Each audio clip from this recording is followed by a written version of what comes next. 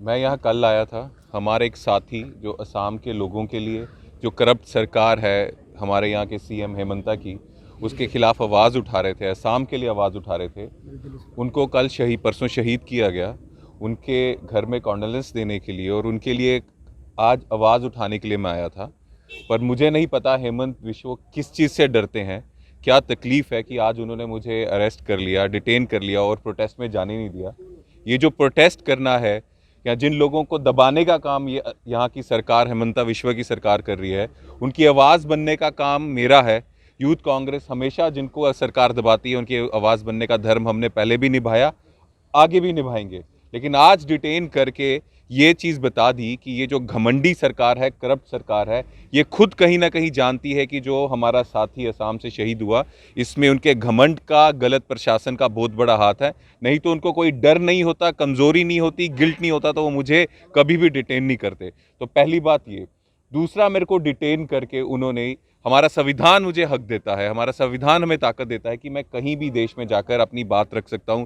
जो लोग जिनको दबाने की कोशिश की जा रही है उनकी बात रख सकता हूं। इस संविधान को कमज़ोर करने की कोशिश हेमंत ने यहाँ असम में की है, मुझे डिटेन करके। इनके नेता अमित शाह वहाँ बाबा साहब अम्बेडकर जी का मजाक उड़ाते हैं। तो ये साफ बात है, पूरी बीजेपी उतारू हो चुकी है हमारे संविधान को कमज़ोर करने के लिए। बाबा साहब का मजाक उड़ाकर ये उन्होंने उदाहरण दिया है। तो मैं बीजेपी वालों को एक सीधी सी बात करता हूं कि यूथ कांग्रेस के जितने भी साथी पूरे देश में हैं और जितने युवा हैं पूरे देश में, वो संविधान को कमज़ोर नहीं होने देंगे। हमें गर्व है भारत के संविधान में, और तुम जितनी चोट पहुंचाना चाहोगे हमारे संविधान को या जितना मजाक उड़ाओगे बाबा साहब का, उतनी ही ज़्यादा शक्ति से हम वापिस आएंगे और विरोध करेंगे और कुछ होने नहीं देंगे। हम संविधान के रक्षक भी बनेंगे, संविधान के सिपाही भी बनेंगे। और साथ ही साथ जो झूठ, जो कपट बीजेपी के नेता कर रहे हैं, जैसे अनुराग ठाकुर हिमाचल प्रदेश का झूठी एफआईआर करने वहाँ चला गया कि राहुल जी ने ऐसा किया, हाथापाई की, तो मैं इतना सब देश के लोगों को बताना चाहता हूँ, बीजेपी के नेता, बीजेपी के मंत्री इतने लल्लू नहीं है। अगर पता होता कुछ वैसा होता तो अभी तक सीसीटीवी फुटेज पार्लियामेंट से आ गई होती। कोई फुटेज नहीं आई है। इतने लल्लू कोई भी नहीं है बीजेपी का नेता कि फुटेज आते हुए दिखाए नहीं, ये ज़रूर दिखाते।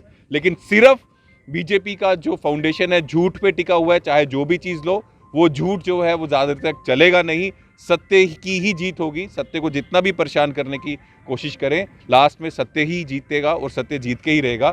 और हम अपने नेता राहुल जी के सिपाही हैं।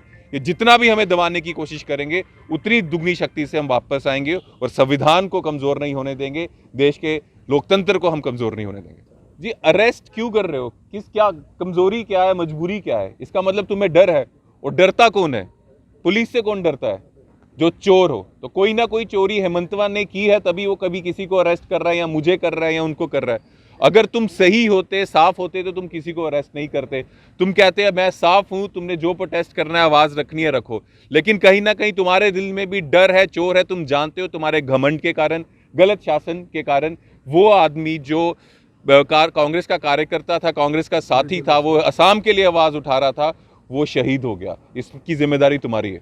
तुम मुझे होटल में डालो, तुम मुझे जेल में डालो। मैं जम्मू कश्मीर का अध्यक्ष भी रहा हूँ, मैं बहुत बार डिटेन हुआ हूँ, बहुत बार जेल में भी गया हूँ।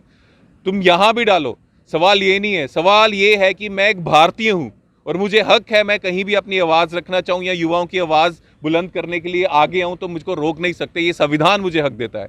तुमने मुझे डिटेन करके मेरी आज़ादी एक दिन की मुझसे छीनी है, जिसका तुम्हें बिल्कुल कोई अधिकार नहीं है। ये संविधान मुझे हक देता है और तुमने ऐसा करके संविधान को कमज़ोर करने की कोशिश की है।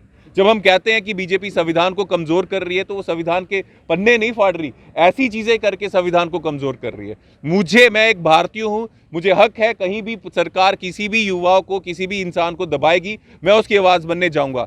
और अगर ये इसको डिटेन करेंगे तो संविधान के ऊपर हमला है।